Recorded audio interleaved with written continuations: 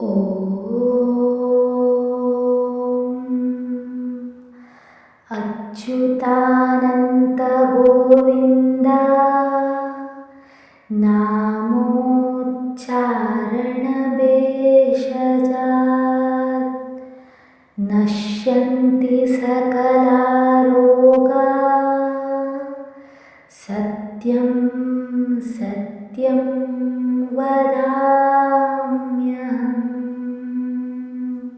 ಇಂದು ವಿಜಯ ಏಕಾದಶಿ. ವಿಜಯ ಏಕಾದಶಿಯ ವ್ರತ ಉಪವಾಸ ಮಾಡದೇ ಇದ್ದರೂ ಕೂಡ ವ್ರತ ಉಪವಾಸ ಮಾಡಿರುವಂತಹ ಫಲ ನೀಡುವ ಒಂದು ಕಾರ್ಯ ಅಂದರೆ ಅದು ಈ ಕಥೆಯ ಶ್ರವಣವಾಗಿದೆ. ಈ ಕಥೆ ಮತ್ತು ಮಂತ್ರವನ್ನು ಭಕ್ತಿಯಿಂದ ಶ್ರದ್ಧೆಯಿಂದ ಆಲಿಸಿದಲ್ಲಿ ವ್ರತವನ್ನು ಮಾಡಿದಷ್ಟೇ ಪುಣ್ಯ ಲಭಿಸುತ್ತೆ ಅಂತ ಹೇಳಲಾಗತ್ತೆ. ಶ್ರೀರಾಮಚಂದ್ರನು ಮಾಡಿದಂತಹ ವಿಶೇಷವಾದ ಈ ವ್ರತದ ಕಥೆಯನ್ನು ಕೇಳೋದ್ರಿಂದಲೇ ಎಲ್ಲ ಅಭಿಷ್ಟಗಳು ನೆರವೇರುತ್ತೆ ಅಂತ ಹೇಳಬಹುದು. ತಡ ಮಾಡೋದು ಬೇಡ. ಈಗ ವಿಜಯ ಏಕಾದಶಿಯ ವ್ರತ ಕಥೆಯನ್ನು ಕೇಳಿಸಿಕೊಳ್ಳೋಣ. ವಿಡಿಯೋನ ಸ್ಕಿಪ್ ಮಾಡದೆ ಮಂತ್ರ ಮತ್ತು ಕಥೆಯನ್ನು ಸಂಪೂರ್ಣವಾಗಿ ಆಲಿಸಿ. ಪುರಾಣ ಕಾಲದಲ್ಲಿ ಯುಧಿಷ್ಠಿರನು ಶ್ರೀಕೃಷ್ಣನನ್ನು ಕೇಳ್ತಾನೆ, ಹೇ ಕೃಷ್ಣ, ಪಾಲ್ಗುಣ ಮಾಸದ ಕೃಷ್ಣ ಪಕ್ಷದ ಏಕಾದಶಿಯ ಮಹಿಮೆ ಏನು? ಅದನ್ನು ಯಾವ ರೀತಿ ಆಚರಿಸಿದರೆ ಏನು ಫಲ ಸಿಗುತ್ತೆ ಅಂತ ಕೇಳ್ತಾನೆ. ಆಗ ಕೃಷ್ಣನು ನಸುನಗುತ್ತಾ ಉತ್ತರ ಕೊಡ್ತಾನೆ, ಧರ್ಮರಾಜನೇ, ಈ ಮಾತನ್ನು ಕೇಳು. ಈ ವಿಜಯವನ್ನು ನೀಡುವಂತಹ ವಿಜಯ ಏಕಾದಶಿಯ ವ್ರತ ಮಹಿಮೆಯನ್ನು ನಾನು ನಿನಗೆ ಹೇಳ್ತೇನೆ ಅಂತ. ಕೃಷ್ಣನು ಮುಂದುವರೆದು ಹೇಳ್ತಾನೆ, ತ್ರೇತಾಯುಗದಲ್ಲಿ ರಾವಣನು ಸೀತಾದೇವಿಯನ್ನು ಅಪಹರಿಸಿದ ನಂತರ ಶ್ರೀರಾಮಚಂದ್ರನು ವಾನರ ಸೇನೆಯ ಸಮೇತ ಲಂಕೆಗೆ ಹೋಗಲು ಸಮುದ್ರ ತೀರಕ್ಕೆ ಬರ್ತಾನೆ. ಆಗ ಶ್ರೀರಾಮಚಂದ್ರನು ಚಿಂತೆಯಿಂದ ಹೇಳ್ತಾನೆ, ಈ ಅಗಾಧ ಸಮುದ್ರವನ್ನು ಹೇಗೆ ದಾಟೋದು? ಸೈನ್ಯವನ್ನೆಲ್ಲ ನಾವು ಹೇಗೆ ಲಂಕೆಗೆ ಕರೆದುಕೊಂಡು ಹೋಗೋದು ಅಂತ ಯೋಚನೆ ಮಾಡ್ತಿರ್ತಾನೆ. ಆಗ ಲಕ್ಷ್ಮಣನು ವಿನಯದಿಂದ ಹೇಳ್ತಾನೆ, ಅಣ್ಣ, ಸಮೀಪದಲ್ಲಿಯೇ ಮಹರ್ಷಿ ಬಕದಾಲಭ್ಯರು ತಪಸ್ಸು ಮಾಡ್ತಾ ಇದ್ದಾರೆ, ಅವರಿಂದ ಮಾರ್ಗದರ್ಶನ ಕೇಳೋಣ ಅಂತ ಹೇಳ್ತಾನೆ. ಲಕ್ಷ್ಮಣನ ಮಾತಿಗೆ ಓಗುಟ್ಟಂಥ ಶ್ರೀರಾಮಚಂದ್ರನು ಮುನಿಗಳ ಆಶ್ರಮಕ್ಕೆ ಹೋಗಿ ಮುನಿಗಳಿಗೆ ನಮಸ್ಕಾರವನ್ನು ಮಾಡ್ತಾನೆ. ಹಾಗೂ ಹೇಳ್ತಾನೆ, ಮಹರ್ಷಿಗಳೇ, ಸಮುದ್ರ ದಾಟಲು ನಮಗೆ ಏನಾದರೂ ಒಂದು ಉಪಾಯವನ್ನು ತಿಳಿಸಿ ಅಂತ ಹೇಳ್ತಾನೆ. ಆಗ ಮಹರ್ಷಿಗಳು ಹೀಗೆ ಉತ್ತರಿಸ್ತಾರೆ, ರಾಮ, ನೀನು ಪಾಲ್ಗುಣ ಮಾಸದ ಕೃಷ್ಣ ಪಕ್ಷದ ಏಕಾದಶಿಯಂದು ವಿಜಯ ಏಕಾದಶಿ ವ್ರತವನ್ನು ಆಚರಣೆ ಮಾಡು. ಆ ವ್ರತವು ವಿಜಯದ ಮಾರ್ಗವನ್ನು ನಿನಗೆ ತೋರಿಸುತ್ತೆ. ಅದರ ಪ್ರಭಾವದಿಂದ ನಿನಗೆ ಸಮುದ್ರ ದಾಟುವಂತಹ ಮಾರ್ಗವು ಲಭಿಸುತ್ತೆ ಅಂತ ಹೇಳ್ತಾರೆ. ಅದಕ್ಕೆ ಶ್ರೀರಾಮಚಂದ್ರನು ಹೇಳ್ತಾನೆ, ಮುನಿಗಳೇ, ವ್ರತವನ್ನು ಹೇಗೆ ಆಚರಿಸಬೇಕು ಅಂತ ಕೇಳ್ತಾನೆ. ಮುನಿಗಳು ವ್ರತಾಚರಣೆಯನ್ನು ಹೀಗೆ ಹೇಳ್ತಾರೆ, ದಶಮಿಯಂದು ನಿಯಮ ಪಾಲನೆ ಮಾಡಿ ಸಾತ್ವಿಕ ಆಹಾರವನ್ನು ಸೇವಿಸಬೇಕು. ಏಕಾದಶಿಯಂದು ಉಪವಾಸವಿದ್ದು ಶ್ರೀ ವಿಷ್ಣುವಿಗೆ ಪೂಜೆಯನ್ನು ಸಲ್ಲಿಸಬೇಕು. ತುಳಸಿ ದಳವನ್ನು ಅರ್ಪಿಸಿ ವಿಷ್ಣು ಸಹಸ್ರನಾಮವನ್ನು ಪಠಿಸಬೇಕು. ರಾತ್ರಿ ಜಾಗರಣೆ ಮಾಡುವುದು ಅತ್ಯುತ್ತಮವನಿಸುತ್ತೆ. ದ್ವಾದಶಿಯಂದು ಬ್ರಾಹ್ಮಣರಿಗೆ ದಾನ ನೀಡಿ ಪಾರಾಯಣವನ್ನು ಮಾಡಬೇಕು ಅಂತ ಹೇಳ್ತಾರೆ. ಆಗ ಶ್ರೀರಾಮಚಂದ್ರನು ಹೇಳ್ತಾನೆ, ಮುನಿಗಳೇ, ನಿಮ್ಮ ಮಾತಿನಂತೆ ನಾನು ವ್ರತವನ್ನು ಆಚರಿಸ್ತೇನೆ ಅಂತ. ನಂತರ ಶ್ರೀರಾಮಚಂದ್ರನು ವಿಧಿ ವಿಧಾನದಿಂದ ವಿಜಯ ಏಕಾದಶಿ ವ್ರತವನ್ನು ಆಚರಿಸ್ತಾನೆ.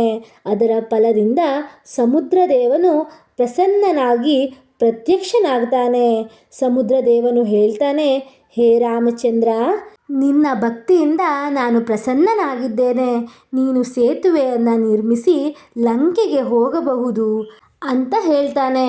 ತದನಂತರ ನಳ ನೀಲರ ಸಹಾಯದಿಂದ ಸೇತುವೆಯನ್ನು ನಿರ್ಮಿಸಿ ಶ್ರೀರಾಮಚಂದ್ರನು ಲಂಕೆಗೆ ತೆರಳಿ ರಾವಣನ ಸಂಹರಿಸಿ ವಿಜಯಶಾಲಿಯಾಗ್ತಾನೆ ಅಂತ ಕತೆ ಹೇಳುತ್ತೆ. ಕಥೆಯನ್ನು ಶ್ರೀಕೃಷ್ಣನು ಹೇಳಿ ಮುಗಿಸಿ ತದನಂತರ ಯುಧಿಷ್ಠಿರನಲ್ಲಿ ಹೀಗೆ ಹೇಳ್ತಾನೆ, ಧರ್ಮರಾಜನೇ, ವಿಜಯ ಏಕಾದಶಿ ವ್ರತವನ್ನು ಭಕ್ತಿಯಿಂದ ಆಚರಿಸಿದರೆ ಎಲ್ಲ ಅಡೆತಡೆಗಳು ದೂರವಾಗಿ ವಿಜಯ ಸಿಗುತ್ತದೆ. ಅದಕ್ಕೆ ಯುಧಿಷ್ಠಿರ ಹೇಳ್ತಾನೆ, ಹೇ ಕೇಶವ, ನಿಮ್ಮ ಕೃಪೆಯಿಂದ ನನಗೆ ಈ ಮಹಿಮೆಯು ಅರಿವಾಯಿತು ಅಂತ.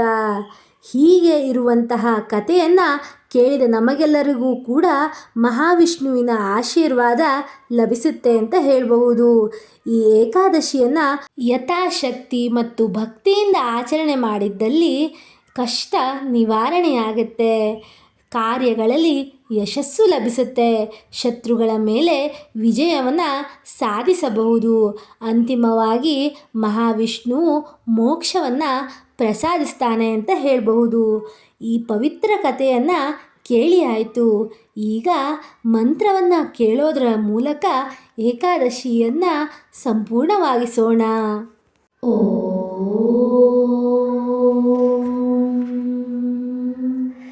ಅಚ್ಯುತಾನಂತ ಗೋವಿಂದ ನಾಮೋಚ್ಚಾರಣ ಭೇಷಜ ನಶ್ಯಂತಿ ಸಕಲಾರೋಗಾ ಸತ್ಯಂ ಸತ್ಯಂ ವದಾಮ್ಯಹಂ.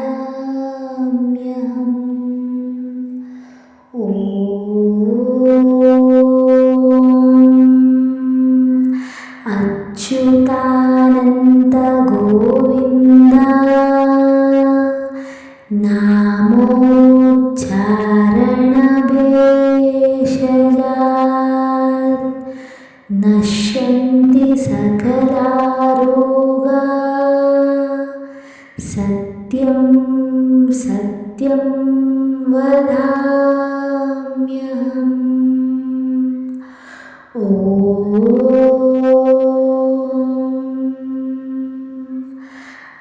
ಅಚ್ಯುತಾನಂತ ಗೋವಿಂದ ನಾಮೋಚ್ಚಾರಣ ಭೇಷಜ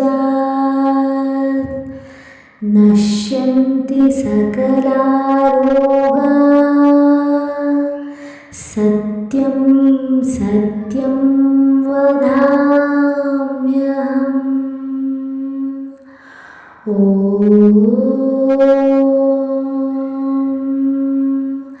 ಅಚ್ಯುತಾನಂತ ಗೋವಿಂದ ನಾಮೋಚ್ಚಾರಣ ಭೇಷಜ ನಶ್ಯಂತಿ ಸಕಲಾರೋಗಾ ಸತ್ಯಂ ಸತ್ಯಂ ವದಾಮ್ಯಹಂ.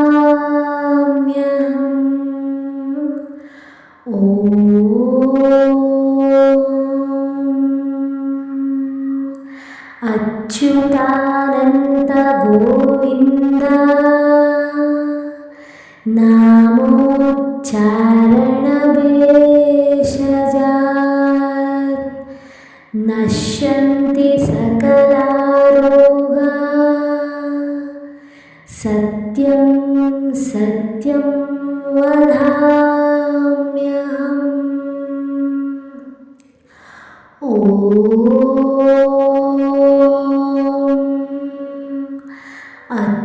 ಅಚ್ಯುತಾನಂತ ಗೋವಿಂದ ನಾಮೋಚ್ಚಾರಣ ಭೇಷಜ ನಶ್ಯಂತಿ ಸಕಲಾರೋಗಾ ಸತ್ಯಂ ಸತ್ಯಂ ವದಾಮ್ಯಹಂ.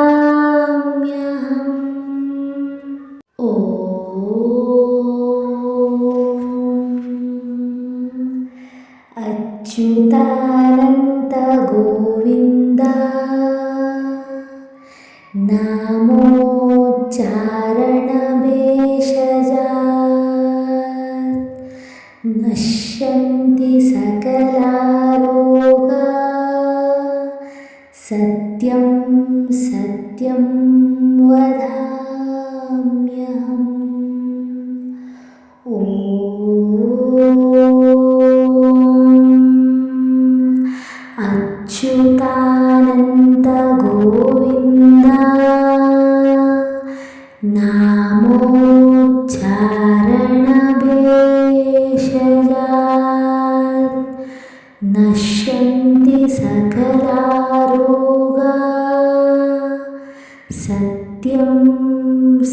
सत्यं वदाम्यहम्।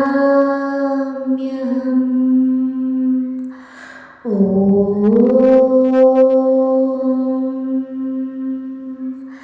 अच्युतानन्त गोविन्द नामोच्चारणभेषजात् नश्यन्ति सकलारोगा। सत्यं सत्यं वदाम्यहम्। ॐ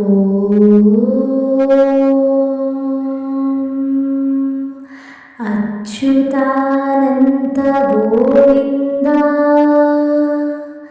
नामोच्चारणभेषजात् नश्यन्ति सकलारोगा। सत्यं सत्यं वदाम्यहम्। ॐ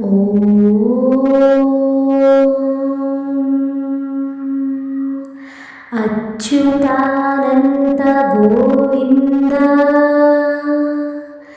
नामोच्चारणभेषजात् नश्यन्ति सकलारोगा। सत्यं सत्यं वदाम्यहम्। ॐ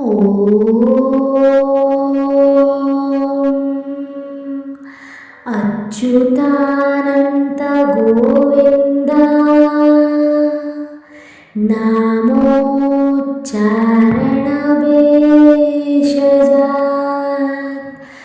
नश्यन्ति सकलारोगा। सत्यं सत्यं वदाम्यहम्। ॐ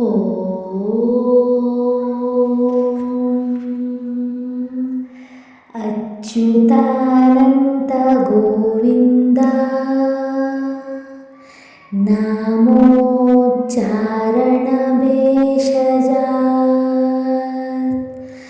नश्यन्ति सकलारोगा।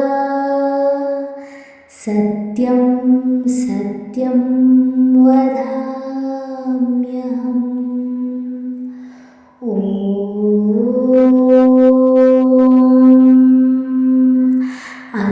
अच्युतानन्त गोविन्द नामोच्चारणभेषजात् नश्यन्ति सकलारोगा। सत्यं सत्यं वदाम्यहम्। ॐ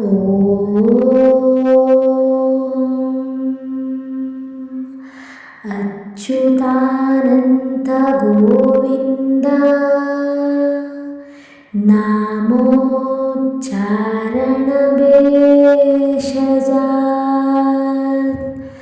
नश्यन्ति सकलारोगा। सत्यं सत्यं वदाम्यहम्। ॐ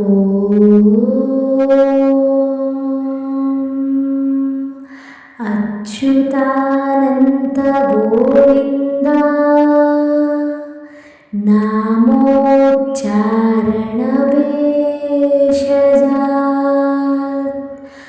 नश्यन्ति सकलारोगा।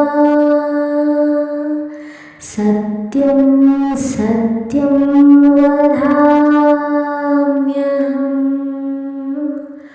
ॐ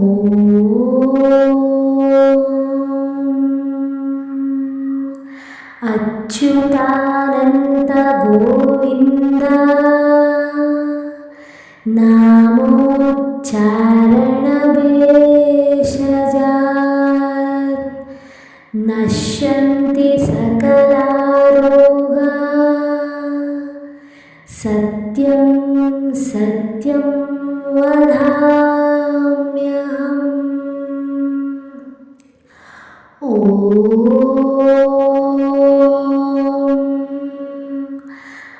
अच्युतानन्त गोविन्द नामोच्चारणभेषजात् नश्यन्ति सकलारोगा सत्यं सत्यं वदाम्यहम्।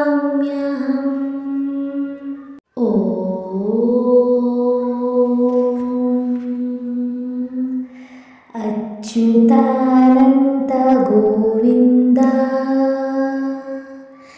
नामोच्चारणभेषजात् नश्यन्ति सकलारोगा सत्यं सत्यं वदाम्यहम्।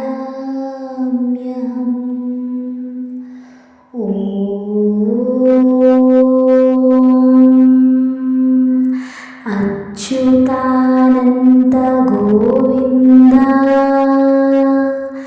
नामोच्चारणभेषजात् नश्यन्ति सकलारोगा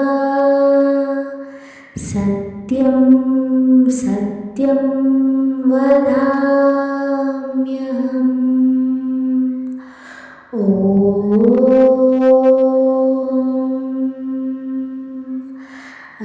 अच्युतानन्त गोविन्द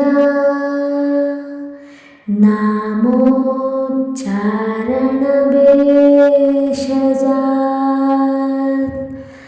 नश्यन्ति सकलारोगा सत्यं सत्यं वदाम्यहम्।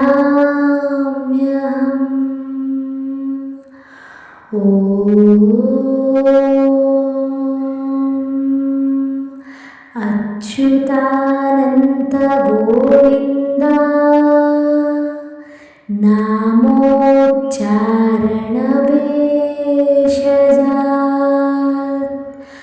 नश्यन्ति सकलारोगा सत्यं सत्यं वदाम्यहम्।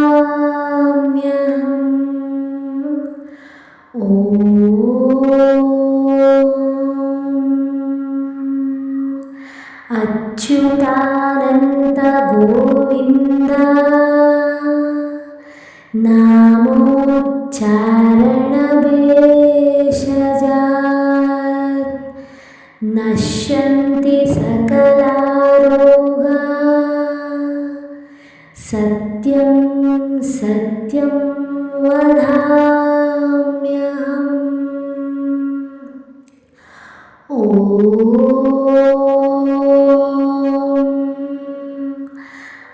अच्युतानन्त गोविन्द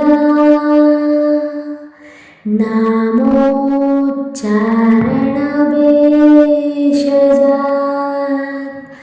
नश्यन्ति सकलारोगा